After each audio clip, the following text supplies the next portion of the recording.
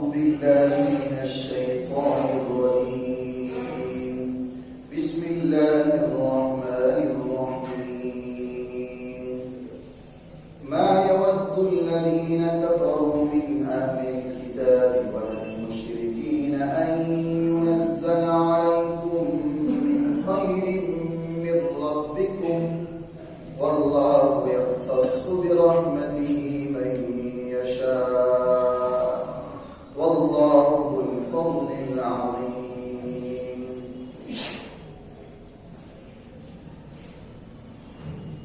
سبحانك لا علم لنا إلا ما علمتنا إنك أنت العليم الحكيم رب اشرح لي صدري ويسر لي أمري واحلل عقدة من لساني يفقهوا قولي ربي زدني علما پناہ مانگتا ہوں میں اللہ کی شیطان مردود سے شروع کرتا ہوں اللہ کا نام لے کر جو بہت مہربان اور نہایت رحم کرنے والا ہے۔ نہیں پسند کرتے ہیں وہ لوگ جنہوں نے کفر کیا اہل کتاب میں سے اور نہ ہی مشرکین میں سے یہ کہ تم پر کوئی برائی تمہارے پروردگار کی طرف سے نازل ہو۔ اللہ رب العزت اپنی رحمت کے ذریعے سے خاص کر دیتا ہے جس کو چاہتا ہے اور اللہ رب العزت بڑے فضل والا ہے۔ معزز حاضرین مجلس اور پردہ نشین خواتین اسلام، یہ سورہ بقرہ کی رکو نمبر 13 کی آیت نمبر 105 ہے۔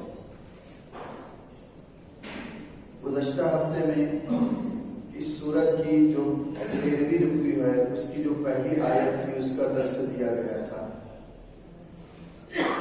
اس میں یہ بتلایا گیا تھا کہ اس آیت کے اندر یہودیوں کی ایک شرارت کا ذکر ہے جو انہوں نے خود ایجاد کیا تھا، اور وہ شرارت کیا تھی کہ جس طریقے سے مسلمان آپ صلی اللہ علیہ وسلم کی مجلس میں شریک ہوتے تھے، آپ کی باتوں کو سنتے تھے اور اسی طریقے سے آپ کی تعلیمات پر عمل کرتے تھے، تو اسی طریقے سے یہودی بھی آپ صلی اللہ علیہ وسلم کی مجلس میں شریک ہوتے تھے، لیکن ان کا مقصد کچھ اور تھا۔ ان کے اندر بدنیتی چھپی تھی اور آپ صلی اللہ علیہ وسلم کو ستانا، آپ کو پریشان کرنا، آپ کو ذہنی اذیت پہنچانا، اسی طریقے سے صحابہ کو تکلیف پہنچانا ان کی بری نیت تھی۔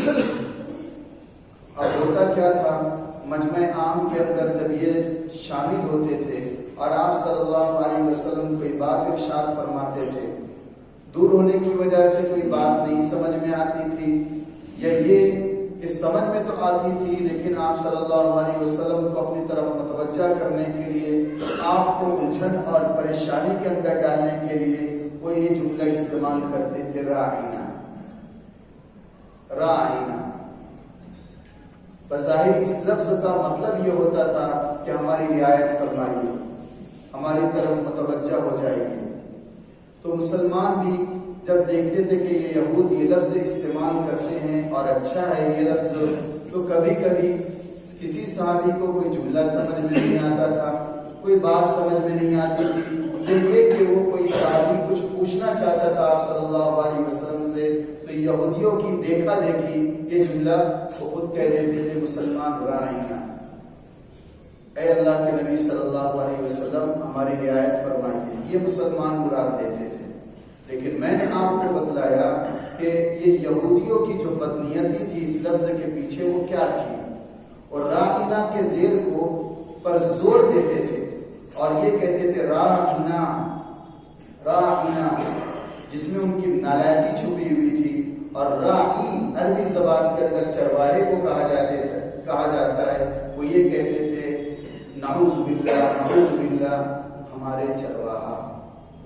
یہ کہ عبرانی زبان کے اندر یہ لفظ نالائق اور بے وقوف شخص کے متعلق کہا جاتا ہے، اور آپ صلی اللہ علیہ وسلم اس مفہوم سے اپنی طرف متوجہ کرتے تھے۔ چونکہ حضرت سعد بن معاذ جانتے تھے، عبرانی زبان سمجھتے تھے، وہ سمجھ گئے کہ یہودی اس سے کیا مراد لیتے ہیں، اسی لیے ایمانی جذبات سے سرشار ہو کر انہوں نے اپنی تلوار کھینچ کر کہا کہ اب اگر یہ جملہ کہو گے تو میں تمہاری گردن اڑا دوں گا۔ اس پر اللہ رب العزت نے آیت نمبر 104 نازل کی، جس میں مسلمانوں کو متوجہ کیا اور تنبیہ کی کہ دیکھو یہودیوں کی دیکھا دیکھا تم بھی وہ لفظ استعمال مت کرو، تم تو کسی مقصد سے کر رہے ہو، آپ صلی اللہ علیہ وسلم کو اپنی طرف متوجہ کرنا چاہتے ہو، اور یہودیوں کا کچھ اور مقصد ہے جس میں وہ اندر اندر خوش ہوتے ہیں کہ ہم تو آپ صلی اللہ علیہ وسلم کے خلاف خفیہ تدبیر کر رہے تھے، وہ ایسی تدبیر تھی جو صرف ہم ہی اس کو جانتے تھے اور کوئی نہیں جان سکتا تھا۔ اب جب ہماری دیکھا دیکھی یہ مسلمان بھی، سیدھے سادے مسلمان بھی وہی لفظ استعمال کرنے لگے، چلو اب علانیہ تدبیر ہاتھ آ گئی، وہ خوش ہونے لگے۔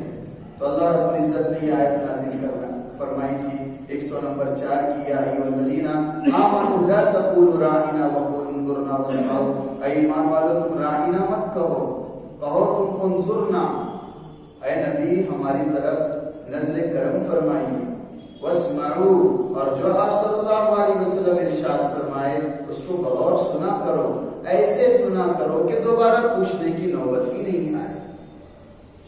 وَلِلْكَافِرِينَ عَذَابٌ أَلِيمٌ، اور وہ بتلایا پھر آگے اللہ تبارک و تعالیٰ فرمایا جو لوگ نبی کریم صلی اللہ علیہ وسلم کا مذاق اڑا کر آپ صلی اللہ علیہ وسلم کو برے کلمات سے خطاب کرتے ہیں، بے ادبی آپ کی کرتے ہیں، تو وہ وَلِلْكَافِرِينَ، وہ تو کافر ہے، اور ان کے لیے سزا اللہ تبارک و تعالیٰ نے بہت دردناک عذاب کی صورت میں تیار کر رکھی ہے۔ وَلِلْكَافِرِينَ عَذَابٌ أَلِيمٌ۔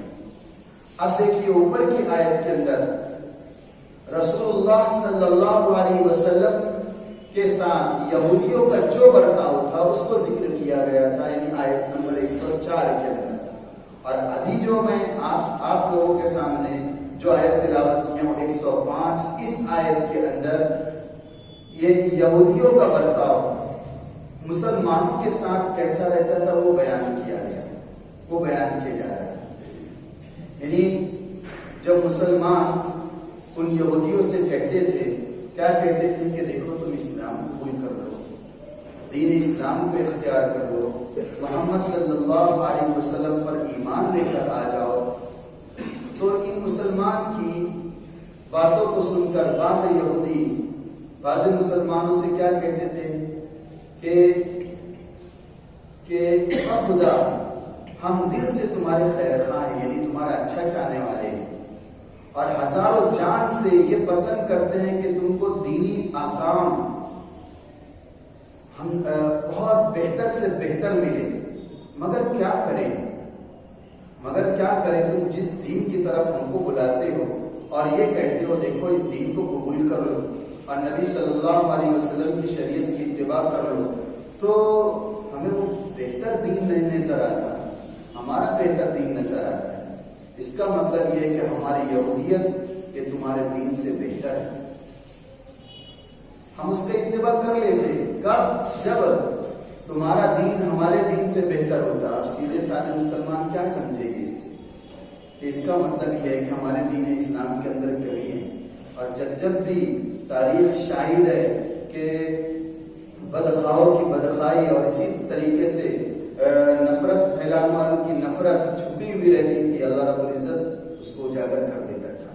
اس آیت کے اندر بتایا گیا ما يود الذين كفروا من اهل الكتاب ولا المشركين ان ينزل عليكم من خير من ربكم والله يختص برحمته من يشاء والله ذو الفضل العظيم۔ یہ آیت نازل فرما کر یہ بتلائی گئی ما يود الذين كفروا، نہیں پسند کرتے ہیں وہ لوگ جنہوں نے کفر کیا، اہل کتاب میں سے بھی اور مشرکین میں سے بھی۔ کیا چیز نہیں پسند کرتے ہیں؟ کہ تم کو تمہارے اللہ کی طرف سے کوئی بھلائی، کوئی اچھائی نصیب ہو، کوئی اچھائی نصیب ہو۔ اور یہ جو کہتے ہیں کہ اگر تمہارا دین ہمارے دین سے بہتر ہوتا تو قبول کر لیتے، یہ صرف اور صرف یہ نفرت پھیلانا ہے، دین اسلام سے تم کو بدزن کرنا ہے، اور اس کے پیچھے ان کا حسد چھپا ہوا ہے۔ کیا حسد چھپا ہوا ہے؟ وہ یہ کہتے تھے کہ یہ جبرائیل امین جو آتے ہیں انہی کے پاس کیوں آتے ہیں، ہمارے پاس کیوں نہیں آتے؟ اسی طریقے سے یہ جو نبی بنا کر بھیجے گئے یہ کیوں بنو اسماعیل میں آئے، بنو اسحاق میں کیوں نہیں آئے؟ آپ صلی اللہ علیہ وسلم کا سلسلہ نبوت حضرت اسماعیل سے جا کر ملتا تھا، اور ان یہودیوں کے اندر جتنے بھی انبیاء پیدا ہوئے بنو اسحاق میں آئے تھے، لیکن اللہ رب العزت نے نبی آخر الزماں کو چنا تو بنو اسماعیل میں سے چنا. تو ان کا یہ حسد تھا کہ یہ ہماری اولاد میں سے کیوں نہیں آئے، بنو اسحاق میں سے کیوں نہیں آئے، اس لیے ہم ان کی بات کو نہیں مانتے. اور یہ تو یہ اہل کتاب کی ناراضگی تھی. اب مشرکین کی ناراضگی کیا تھی؟ وہ کیوں نہیں پسند کرتے مسلمانوں کو؟ قرآن بتا رہا ہے ولل مشرکین، اور مشرکین بھی نہیں پسند کرتے. مشرکین اس بات سے ناراض تھے کہ آپ نے جو دین ہمارے سامنے پیش کیا ہے، جو دین ہمارے سامنے پیش کیا وہ ہماری خواہشوں کے مطابق نہیں ہے. کیوں؟ اس میں توحید کی تعلیم دی گئی ہے. ہم تو دیگر معبودوں کی بھی عبادت کرتے ہیں، اور یہ دین اسلام ہمارے معبودوں کو برا کہتا ہے، اس لیے ہم کو اچھا نہیں لگتا ہے، اس لیے دین اسلام پسند نہیں ہے. تو اس کا مطلب یہ ہے کہ مشرکین چاہتے تھے کہ ہماری خواہش کے مطابق یہ دین نہیں ہے. اگر اللہ کی بھی پوجا ہوتی، اسی طریقے سے معبودان باطل کی بھی پوجا ہوتی تو ہم قبول کر لیتے. قرآن تردید کر رہا ہے کہ دیکھو یہ جو ہے تمہارے حاسدین ہیں، تمہارا اچھا نہیں چاہتے، بہتر نہیں چاہتے. اور کیا بہتر نہیں چاہتے کہ اللہ کی طرف سے کوئی اچھائی تم پر نازل ہو. جب دیکھتے ہیں کہ اللہ رب العزت نے تو تم پر کوئی انعام فرمایا، اتنا بہترین اسوہ اخلاق والا نبی بھیجا، اور اس طریقے سے اس کی تعلیمات ہے، جب وہ سب کو دیکھتے ہیں اور دین اسلام کو بڑھتے ہوئے دیکھتے ہیں تو ان کے اندر جلن پیدا ہوتی ہے، اور اسی طریقے سے ان کے اندر حسد پیدا ہوتا ہے، اور یہ دوسرے مسلمانوں کو بربرانے لگتے ہیں. تو اللہ تعالیٰ نے یہودیوں اور مشرکین کے خیالات کو غلط بتلا کر ارشاد فرمایا کہ اللہ رب العزت تمہارے خیالات کا پابند نہیں ہے. وہ جسے چاہے اپنی رحمت کے ساتھ اس کو خاص کر دے، اور جسے چاہے اپنی رحمت کے ساتھ اسے نبوت عطا فرما دے، اور جسے چاہے وہ ہدایت عطا فرما دے. اس میں کسی کو اعتراض کرنے کی اور حسد کرنے کی کوئی گنجائش نہیں ہے. واللہ یختص برحمتہ من یشاء، یہ اللہ کا فیصلہ ہوتا ہے. اللہ کی مرضی کے آگے کسی کی مرضی نہیں چل سکتی، اللہ کی مرضی کے آگے کسی کی چاہت نہیں چل سکتی. ہم تمہارے حسد کو جانتے ہیں، تم یہ سمجھتے ہو کہ یہ عام سیدھے سارے مسلمانوں کے سامنے ہماری دشمنی چھپی رہے گی، ہم خیر خواہ اپنے آپ کو بتلا کر ان کے سامنے ظاہر کریں گے ہم تمہارے خیر خواہ ہیں، ہزار جان سے ہم تم پر فدا ہیں. تو یاد رکھو ہم تمہاری سازشوں کو کھل کر رکھ دیں گے. اور اللہ رب العزت اہل ایمان کو اس طریقے سے خوشخبری دے رہا ہے. آپ اپنے آپ کو معمولی مت سمجھو. واللہ یختص برحمتہ من یشاء، اللہ رب العزت چاہتا ہے اپنی رحمت کے ساتھ جس کو چاہتا ہے اس کو خاص کر دیتا ہے. یعنی من یشاء کے اندر اس میں آپ صلی اللہ علیہ وسلم بھی آ گئے، جس کو چاہتا ہے، اور اسی طریقے سے آپ صلی اللہ علیہ وسلم کی تابعداری کرنے والے، آپ پر ایمان قبول کرنے والے مومنین بھی آ گئے. من یشاء. تو ان یہودیوں کے دو دعوے تھے. ایک دعویٰ یہ تھا کہ اول تو یہ اسلام سے یہودیت بہتر ہے، دوسرا یہ دعویٰ تھا کہ ہم تمہارے خیر خواہ ہیں، یعنی ہم تمہارا اچھا چاہتے ہیں. اب دیکھیے پہلا جو دعویٰ تھا کہ یہ اسلام سے یہودیت بہتر ہے، یہ دعویٰ ایک طریقے سے کھوکھلا ہے. ظاہر بات ہے کہ جب کوئی ناسخ آ جاتا ہے تو منسوخ جو ہوتا ہے وہ خود بخود ختم ہو جاتا ہے. اسی طریقے سے جب دین اسلام آ گیا اور اسی طریقے سے نبی آخر الزمان مبعوث ہو گئے، پھر دیگر جتنے بھی ادیان تھے سب ختم ہو